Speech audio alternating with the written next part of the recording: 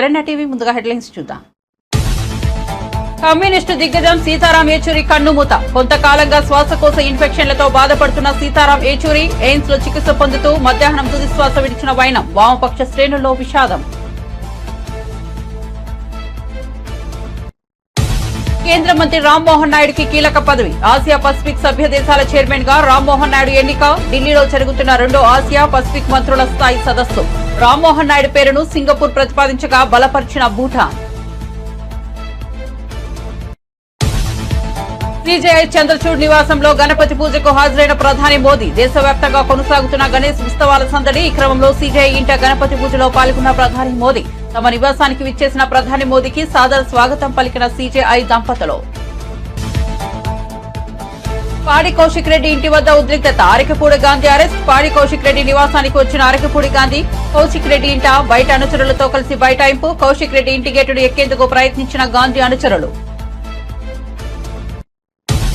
ప్రజాస్వామ్యంలో తండుకోవడం గుద్దుకోవడం ఇష్యూ కాదన్న కౌశిక్ రెడ్డి. అరకపూడికి దమ్ముంటే ఉప ఎన్నికలకు వచ్చి సత్తా చాటాలని సవాల్. పూటకో మాటి మారే బ్రోకర్ గాంధీ అంటూ తీవ్ర వ్యాఖ్యలు.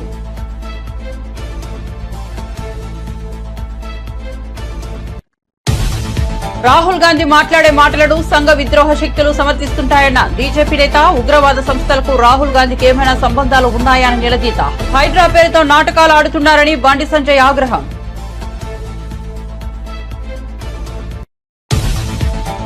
ఏపీలో వరద విలయం. విరాళాలు ప్రకటించిన టాలీవుడ్ ప్రముఖులు. చెక్కులు అందించేందుకు ఏపీకి వచ్చిన బాలయ్య, సిద్ధు, జొన్నలగడ్డ, విశ్వక్సేన్.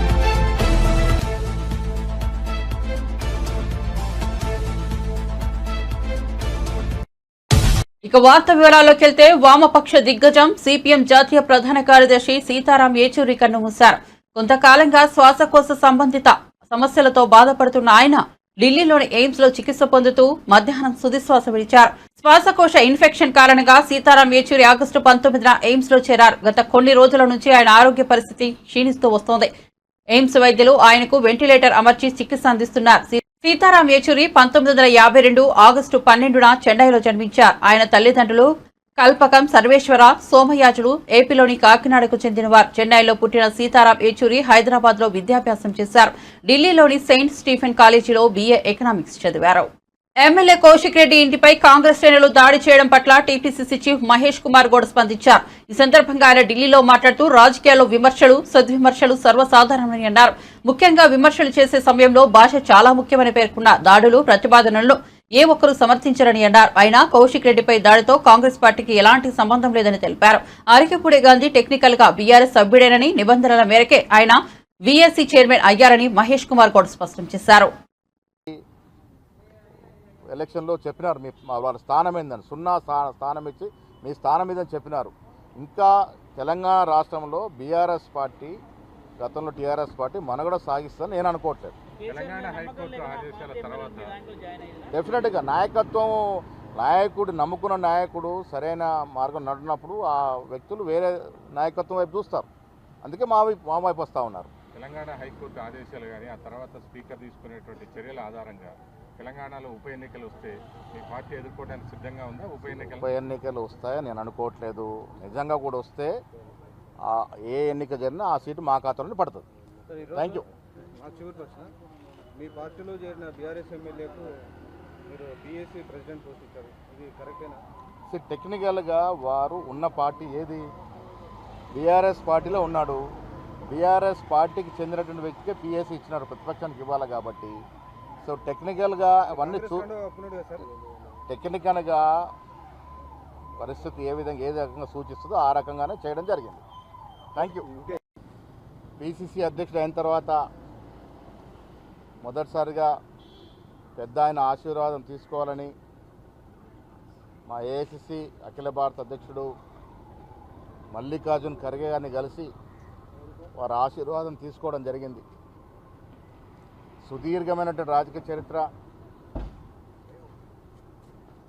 దాదాపు 60 ఏళ్ల పాటు రాజకీయాలు ఉండడం అనేది ఒక అరుదైనటువంటి విషయం. అలాంటి మహానాయకుడు వాళ్ళ ఏఎస్ అధ్యక్షుడిగా ఉన్నారు.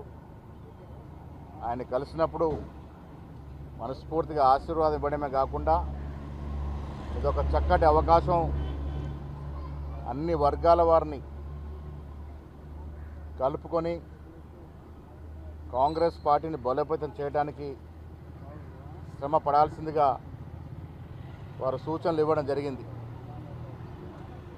వారి సూచన మేరకు రాష్ట్రంలో ఉన్నటువంటి కాంగ్రెస్ పార్టీ కార్యకర్త అట్టడుగున బూత్ స్థాయిలో ఉన్నటువంటి కార్యకర్త మొదలుకొని సీనియర్ నాయకులు అందరూ కూడా కలుపుకొని పార్టీని బలోపేతం చేయడం కాకుండా వచ్చే ఎన్నికల్లో ఇప్పుడు వచ్చిన సీట్ల కన్నా అత్యధిక సీట్లు గెలిచి మళ్ళీ రాష్ట్రంలో అధికారం రావడం, అదేవిధంగా ఈ దేశం మా భవిష్యత్తు అని ఎదురు చూస్తున్నటువంటి రాహుల్ గాంధీ గారిని దేశ ప్రధానిగా చేయడమే లక్ష్యంగా ముందుకెళ్తాం. ప్రముఖ రాజకీయవేత్త వామపక్ష యోధుడు సిపిఎం ప్రధాన కార్యదర్శి సీతారాం ఏచూరి మృతి పట్ల సిపిఐ జాతీయ కార్యదర్శి నారాయణ సంతాపం ప్రకటించారు. ఆయన మృతి వామపక్ష ఉద్యమానికి తీరని లోటని, చాలా బాధాకరమని నారాయణ అన్నారు. ఏచూరితో కలిసి అనేక జాతీయ అంతర్జాతీయ సమావేశాల్లో పాల్గొన్నట్టు నారాయణ తెలిపారు. ఈ మేరకు ఆయన వీడియో సందేశం విడుదల చేశారు. భాష తెలుగు, ఇంగ్లీషుతో పాటు దాదాపు 8 భాషల్లో ఆదిత్యని ఉపన్యాసించేవాడు. విద్యార్థి దశించి వామపక్ష ఉద్యమానికి అంకితమై ఇక్కడ సిపిఎంలో క్రియాశీల పాత్ర వహించాడు. సిపిఎంలో ఉన్నటువంటి అనేక సైద్ధాంతిక పద్ధతుల్లో ఆయన నిష్ణాతుడు.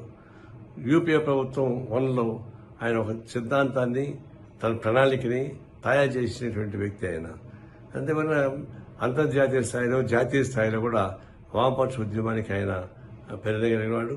చాలా ప్రచారం అందరికీ బాగా తెలుసు. జాతీయ స్థాయిలో, అంతర్జాతీయ స్థాయిలో సమావేశాల్లో కూడా నేను కూడా ఆయనతో కలిసి పాల్గొనడం జరిగింది. ఒక సోవియట్ యూనియన్లో, వియత్నాంలో వాటిలో కూడా. ఇది ఒక విధంగా చెప్పాలంటే సిపిఎంకే కాకుండా వామపక్ష ఉద్యమానికి తీవ్రమైన లోటు. ఆయన మరణం అనేది చాలా తీవ్రమైన నష్టం సిపిఎంకు, అదే ప్రజాతంత్ర ఉద్యమానికి, లౌకిక వ్యవస్థకి చాలా నష్టం. అందుకు ఉన్నటువంటి మతోన్మాద పార్టీలు విజృంభిస్తున్న తరుణంలో ఈ సమయంలో సమర్థవంతంగా గళాన్ని వినిపించేటువంటి వ్యక్తిగా ఉన్నటువంటి సీతారాం యేచూరి గారు అనేక ఉద్యమాల్లో పాల్గొన్నాడు. ఆయన పార్లమెంట్లో మా సోదరులకు చేశాడు, బయట ఉద్యమాలు సాగించాడు. ఒక నిష్ణాత్మైనటువంటి వామపక్ష ఉద్యమ ప్రతినిధి చనిపోవడం అనేది చాలా బాధాకరం. వారి లేని లోటు తీర్చడం సాధ్యం కాదు. వారి మరణం పట్ల భారత కమ్యూనిస్ట్ పార్టీ తరఫున ప్రగాఢ సంతాపం తెలియజేస్తున్నాను. సిపిఎం సభ్యులకి, వామపక్ష ఉద్యమకారులకి నా సంతాపం తెలియజేస్తా ఉన్నాను. ఎమ్మెల్యేలు అరకపూడి గాంధీ, కౌశిక్ రెడ్డి మధ్య సవాలు ప్రతిసవాలతో తెలంగాణలో రాజకీయ వేడి నెలకొంది. కొండాపూర్లోని కౌశిక్ రెడ్డి ఇంటికి పెద్ద ఎత్తున తన అనుచరులతో కలిసి అరకపూడి గాంధీ వెళ్లారు. గాంధీ ఇంటికి వచ్చిన బీఆర్ఎస్ కండువా కప్పుతారని ఇటీవల కౌశిక్ రెడ్డి వ్యాఖ్యానించారు. దీనిపై అరకపూడి గాంధీ తీవ్రస్థాయిలో స్పందించారు. తన ఇంటికి ఆయన రాకపోతే తానే ఆయన ఇంటికి వెళ్తానని వ్యాఖ్యానించారు. ఈ క్రమంలో కౌశిక్ రెడ్డి ఇంటికి అరకపూడి గాంధీ వెళ్లారు. దీంతో అక్కడ ఉద్రిక్తత నెలకొంది. పెద్ద ఎత్తున పోలీసులు మోహరించారు. కొంతమంది అరకపూడి అనుచరులు కౌశిక్ రెడ్డి ఇంటి గేటు ఎక్కి లోపలికి వెళ్లేందుకు ప్రయత్నించారు. తీవ్ర ఉద్రిక్త వాతావరణం మధ్య అరకపూడి గాంధీని పోలీసులు అరెస్ట్ చేశారు.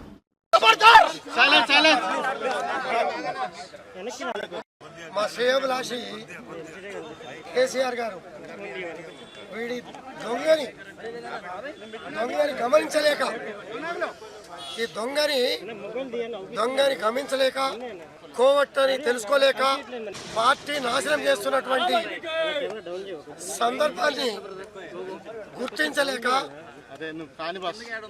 వీడు పనికొస్తాడు, అప్పుడప్పుడు 4 విషయాలు చెప్తున్నాడు కదా అని పార్టీలో స్థానం ఇచ్చారు. పార్టీలో స్థానం ఇచ్చినప్పటి నుంచి వీడి వ్యవహార శైలి మీ అందరికీ కూడా తెలుసు. గతంలో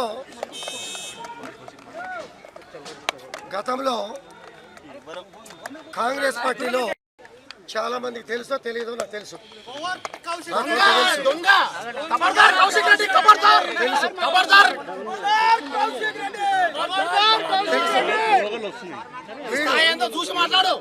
కాంగ్రెస్ పార్టీలో జరుగుతున్నటువంటి విషయాలు వీడు బాత్రూంలోకి వెళ్ళి ఇతర పార్టీలకు చెప్పే కోవట్టు వీడు. ఈ కోవట్టుని కేసీఆర్ గారు మా పార్టీలో తీసుకొని ఈ కోవట్ల మూలంగా పార్టీ నాశనమైనటువంటి సందర్భం కళ్ళారా చూసి ఇవాళ ప్రతిపక్షంలో కూర్చోవలసిన కర్మ పట్టింది. ఇటువంటి పరిస్థితుల్లో మా సహచర శాసనసభ్యులు ఉండగా, సీనియర్ శాసనసభ్యులు ఉండగా 30 సంవత్సరాలుగా శాసనసభ్యులుగా క్రమశిక్షణ ఈ కోవటిగాడు ఈ దొంగ మా మీద ప్రాంతీయ విభేదాలు కూడా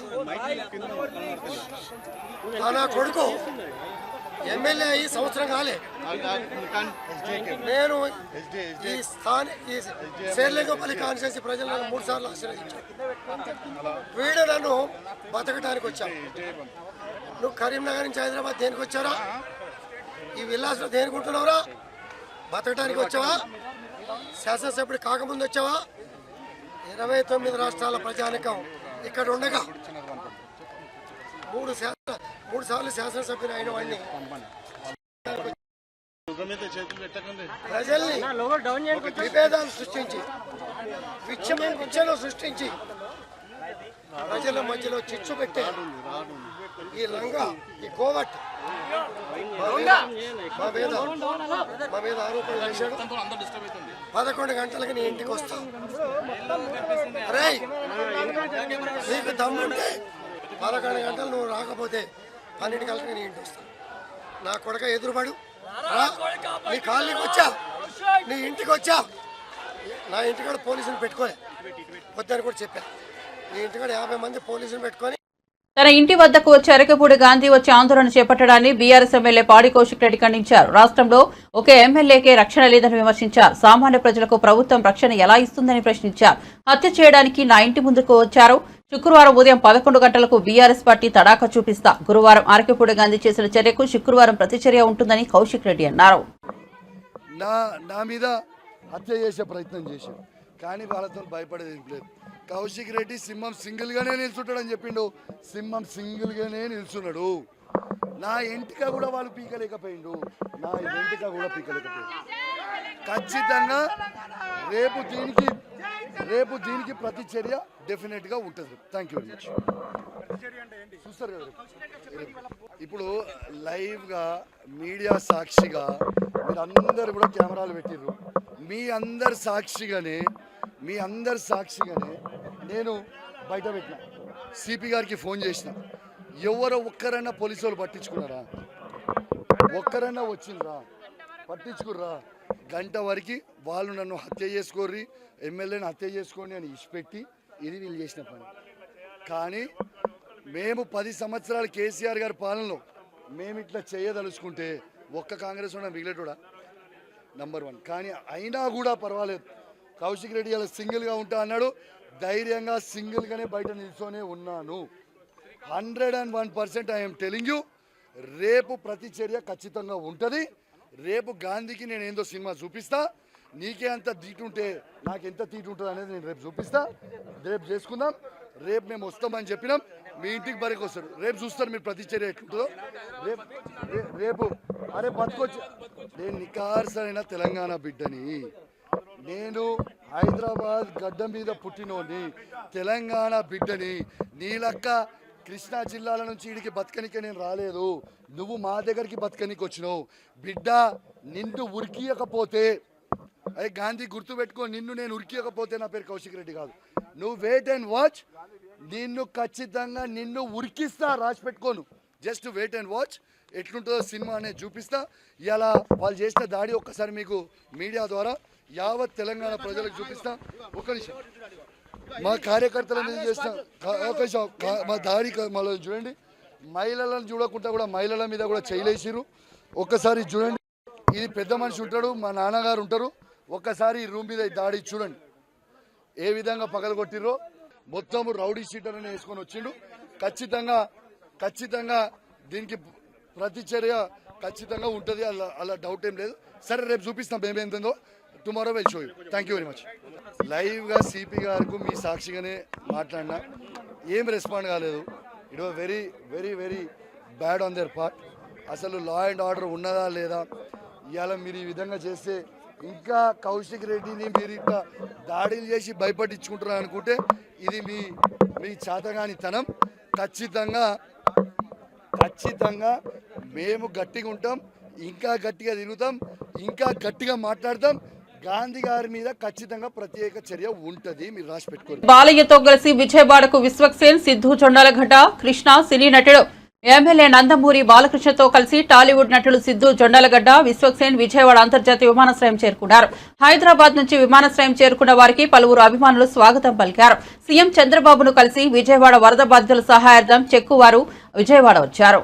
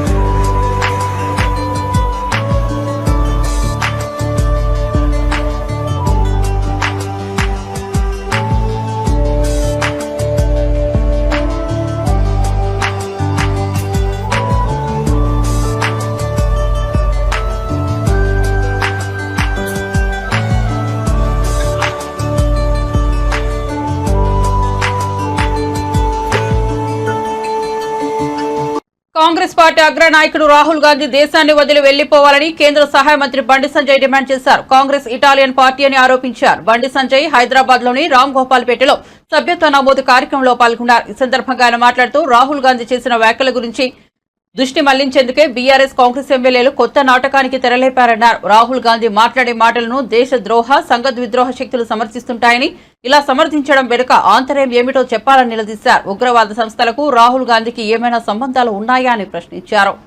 ఇంత తక్కువ మెజార్టీ ఎందుకు వస్తుంది మాకు పోయినసారి కంటే? ఇంగిత జ్ఞానం లేని మాటలు. ఇవాళ ఎన్నికల కమిషన్ మీదకి అనుమానాలు అపోహలుంటే ఈ దేశంలో చట్టాలున్నాయి, న్యాయస్థానాలున్నాయి, ఒక రాజ్యాంగం అనుగుణంగా దేశంలో రాజ్యాంగం ఉంది. అంటే రాహుల్ గాంధీ అనే వ్యక్తికి ఈ దేశంలో చట్టాల మీద గౌరవం లేదు, న్యాయస్థానం మీద గౌరవం లేదు, విదేశాల మీద మాత్రం చాలా అపారమైన నమ్మకం ఉంది ఆయనకు.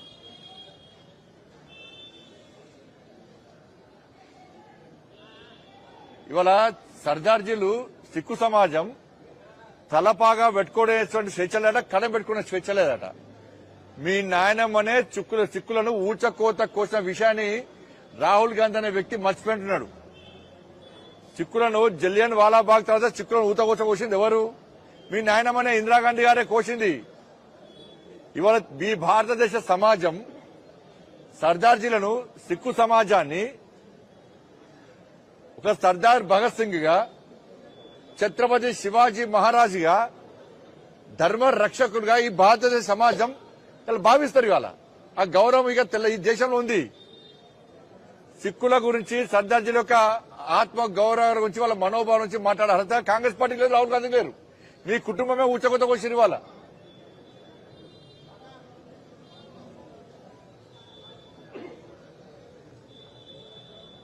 వాళ్ళు ఎవరైతే దేశాన్ని చీల్చాలనుకున్నారో, దేశాన్ని సర్వనాశనం చేయాలనుకున్నారో వాళ్ళతో చేతులు కలిపే ప్రయత్నం రాహుల్ గాంధీ చేస్తున్నాడు. ఇవాళ మీరు చూడండి, మాకు ప్రత్యేక దేశం కావాలని చెప్పి ఈ దేశంలో విధ్వంసం సృష్టించినటువంటి దేశద్రోహ టెర్రరిస్టు సంస్థలన్నీ కూడా రాహుల్ గాంధీని సమర్థిస్తున్నాయి. ప్రత్యేక దేశం కావాలి అని ఈ దేశాన్ని చీల్చేటువంటి టెర్రరిస్టు గ్రూపులన్నీ కూడా రాహుల్ గాంధీని సమర్థిస్తున్నాయంటే టెర్రరిస్టులతో రాహుల్ గాంధీ సంబంధాలు ఉన్నాయా లేవా? టెర్రరిస్టుల మద్దతు తీసుకోవడానికి రాహుల్ గాంధీ ముందుకు వస్తున్నా లేదా?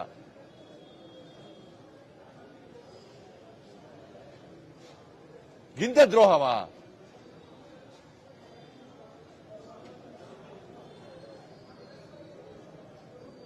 ఇండియన్ నేషనల్ కాంగ్రెస్ కాదు, Italy national Congress. Italy brand. ఆయన ఇక్కడ పుట్టినోడు కాదు, ఈ దేశం గురించి తెలిసినోడు కాదు. ఇటలీ దేశస్థుడు. ఈ దేశం గురించి ఏం మాట్లాడతారు? కేంద్ర పౌర విమానయాన శాఖ మంత్రి కింజరపు రామ్మోహన్ నాయుడిని కీలక పదవి వరించింది. ఆసియా పసిఫిక్ సభ్య దేశాల చైర్మన్ గా ఆయన ఎన్నికయ్యారు. దేశ రాజధాని ఢిల్లీలో జరుగుతున్న 2వ ఆసియా పసిఫిక్ మంత్రుల స్థాయి సదస్సులో బుధవారం ఆయన ఏకగ్రీవంగా ఎన్నికయ్యారు. రామ్మోహన్ నాయుడు పేరును సింగపూర్ ప్రతిపాదించగా భూటాన్ బలపరిచింది. మిగతా సభ్య దేశాలని ఆమోదం తెలపడంతో ఆయన ఎన్నిక ఏకగ్రీవమైంది. దేశం తరపున తనకు దక్కిన ఈ అరుదైన గౌరవం పట్ల రామ్మోహన్ నాయుడు హర్షం వ్యక్తం చేశారు.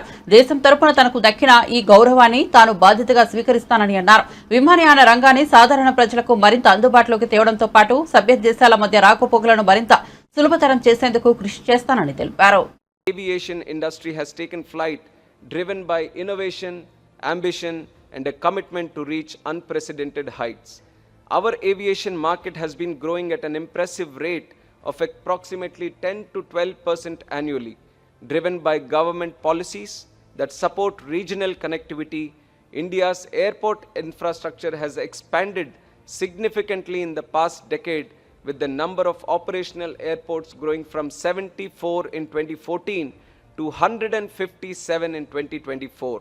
And we have an ambitious plan of scaling this up to 350 to 400 airports by 2047. With our interventions, the domestic air passengers have more than doubled in last span of 10 years, from 67 million in 2014 to 152 million right now. The fleet size of scheduled airlines in the country has also increased from 400 in 2014 to up to 800 in 2024. And we have more than 1,200 aircrafts in order right now, which was collectively placed by our domestic carriers. Today, India stands as the 3rd largest domestic aviation market and one of the fastest growing markets globally. We are also committed to building world-class airports like the upcoming airports in Bhogapuram in Andhra Pradesh, Noida Airport in Uttar Pradesh, and Navi Mumbai Airport in Maharashtra, which are set to revolutionize regional connectivity with state-of-the-art facilities and infrastructure. My vision is to transform India into a global aviation hub by modernizing existing facilities and constructing new ones to meet the growing demands of both domestic and international travelers. Also utilizing this platform, I would like to emphasize that India's commitment towards air connectivity is not only limited to our airspace only. We look at it as a shared responsibility for the growth of the region as a whole. With that perspective, I would highlight some of the impactful advancements that India has made in strengthening domestic aviation, which can be adopted for the greater region. The Government of India in last 10 years has worked diligently to make flying accessible to all its citizens. We are guided by the vision of ease of flying. వరద బాధితులకు అన్ని విధాల అండగా నిలుస్తున్న ప్రభుత్వంపై వైఎస్ఆర్సీపీ అధినేత జగన్ విమర్శలు చేయడాన్ని MLA Ganta Srinivasarao తీవ్రంగా తప్పుబట్టారు. వైఎస్ఆర్సీపీని 151 సీట్ల నుంచి 11 సీట్లకు పరిమితం చేయడంతో ప్రజలపై జగన్ కక్ష కట్టి తప్పుడు ఆరోపణలు చేస్తున్నారని దుయ్యబట్టారు. వైఎస్ఆర్సీపీ మునిగిపోతున్న పడవ అన్న గంటా శ్రీనివాసరావు కూటమి పార్టీల గేట్లు ఎత్తితే జగన్ తప్ప వైఎస్ఆర్సీపీలో ఎవరూ ఉండరని అన్నారు. ఏదైనా అక్కడ ఫెయిల్ అయింది, నిజంగా ఫెయిల్ అయింది అనుకోండి, ఫెయిల్ అయితే ముఖ్యమంత్రి గారు చెప్పారు ఫస్ట్లో కొంచెం లెథర్జెటిక్గా ఉన్నదని చెప్పని పాపడ్డారు, ఒకరి ఆఫీసర్ అరిచారు. అటువంటి ల్యాప్సెస్ ఉంటే దాన్ని రెక్టిఫై చేయొచ్చు. బట్ చివరికి ఇది వరదలు ఆయన సృష్టించాడు, వర్షం ఈయనే కురిపించాడు, ఫ్లడ్స్ ఈయనే తెప్పించాడు, చివరి ఆయన ఇంటిని కాపాడుకోవడానికి వరదలు విజయవాడకు వదిలేశారంటే ఇటువంటి బాధ్యతారాహిత్యంగా ఉండే వ్యక్తుల్ని ఏ విధంగా చేయాలి? అసలు దానికి ఏదన్నా ఇటువంటి పొలిటికల్ పార్టీస్ మీద కొన్ని బ్యాన్ లాంటివి పెట్టాల్సిన అవసరం కూడా ఉందని నా ఉద్దేశం.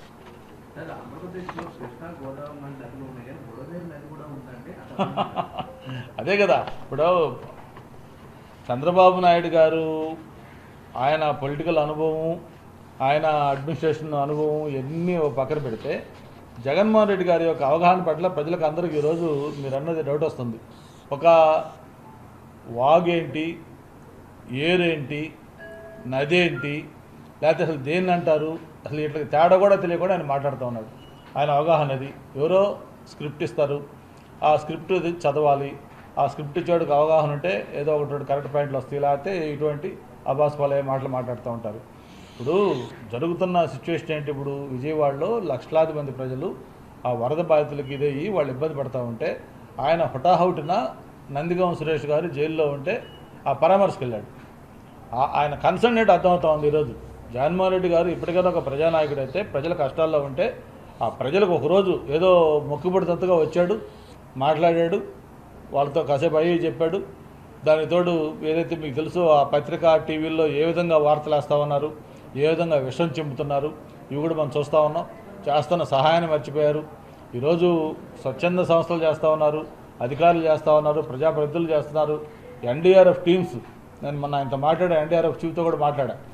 వాళ్ళు పడ్డ కష్టం 6-7 రోజులు 7 రోజులు నీళ్లలో ఉండుంటే వాళ్ళు కూడా మనుషులే, వాళ్ళు కూడా ఇదే జబ్బులు బారిన పడతా ఉన్నారు. అయినా సరే వాళ్ళు ప్రాణాలు తెగించి వాళ్ళు కష్టపడతా ఉంటే ఇట్లా మొత్తం వ్యవస్థ కూడా మోటివేట్ అయ్యి అక్కడ సర్వీస్ చేస్తూ ఉంటే వాళ్ళే విమర్శలు చేస్తూ ఉంటే దాన్ని వాళ్ళు ఇంకొంచెం డీమర్లో చేయడం తప్ప ఇంకోటి కాదు. మరి నేను ఒకటే మళ్ళీ చెప్తానని మీ ద్వారా, జగన్మోహన్ రెడ్డి గారు మీరు చరిత్రహీనులు కావద్దు. ఏదైతే ఒక మంచి సహేతుకమైన విమర్శలు ఎక్కడైనా నిజంగా గవర్నమెంట్ ల్యాబ్స్ ఉంటే మీరు అడ్వైజ్ చేయండి, సలహాలు ఇవ్వండి. అంతే తప్ప చేస్తున్న సహాయం మీద వాళ్ళు నిరుత్సాహపరిచే విధంగా వాళ్ళ మీద రాళ్ళు వేస్తే చివరికి మీరే మునిగిపోతారు తప్ప ప్రజలు అన్నీ కూడా గమనిస్తూ ఉన్నారు. ఒక్క నిమిషం, ఇది నేను ఒక్క నిమిషం. ప్రధానమంత్రి నరేంద్ర మోదీ ఢిల్లీలోని భారత ప్రధాన న్యాయమూర్తి డివై చంద్రచూడ్ నివాసంలో జరిగిన గణపతి పూజలో పాల్గొన్నారు. తమ నివాసానికి విచ్చేసిన ప్రధానికి సిజేఐ జస్టిస్ చంద్రచూడ్, ఆయన అర్ధాంగి కల్పనాథ సాదర స్వాగతం పలికారు. ఆ తర్వాత మోదీ సిజేఐ కలిసి విఘ్నేశ్వరుడికి పూజలు చేశారు. ఈ సందర్భంగా ప్రధాని మోదీ మహారాష్ట్ర సంప్రదాయ టోపీ ధరించి ప్రత్యేకంగా కనిపించారు. గణేష్ పూజ శుభ సందర్భాన్ని పురస్కరించుకుని ప్రధానమంత్రితో పాటు సిజేఐ చంద్రచూడ్ భార్య కూడా ప్రార్థనలు చేశారు.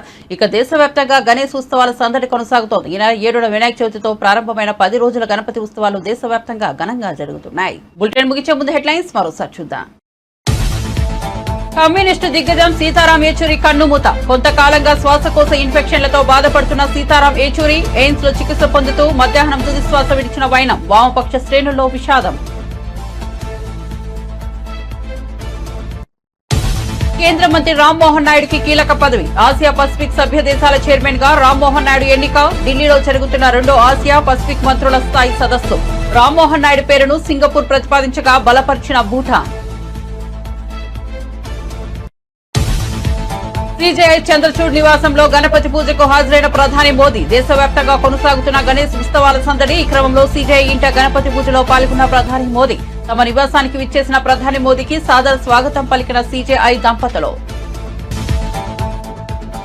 పాడి కౌశిక్ రెడ్డి ఇంటి వద్ద ఉద్రిక్తత. అరకపూడి గాంధీ అరెస్ట్. పాడి కౌశిక్ రెడ్డి నివాసానికి వచ్చిన అరకపూడి గాంధీ కౌశిక్ రెడ్డి ఇంట బయట అనుచరులతో కలిసి బైఠాయింపు. కౌశిక్ రెడ్డి ఇంటి గేటును ఎక్కేందుకు ప్రయత్నించిన గాంధీ అనుచరులు. ప్రజాస్వామ్యంలో తండుకోవడం గుద్దుకోవడం ఇష్యూ కాదన్న కౌశిక్ రెడ్డి. అరకపూడికి దమ్ముంటే ఉప ఎన్నికలకు వచ్చి సత్తా చాటాలని సవాల్. పూటకో మాటి మారే బ్రోకర్ గాంధీ అంటూ తీవ్ర వ్యాఖ్యలు.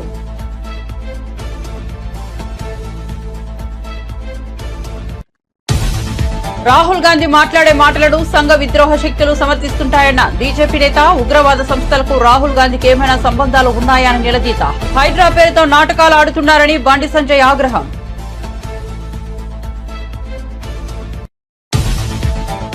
ఏపీలో వరద విలయం. విరాళాలు ప్రకటించిన టాలీవుడ్ ప్రముఖులు. చెక్కులు అందించేందుకు ఏపీకి వచ్చిన బాలయ్య, సిద్ధు, జొన్నలగడ్డ, విశ్వక్సేన్.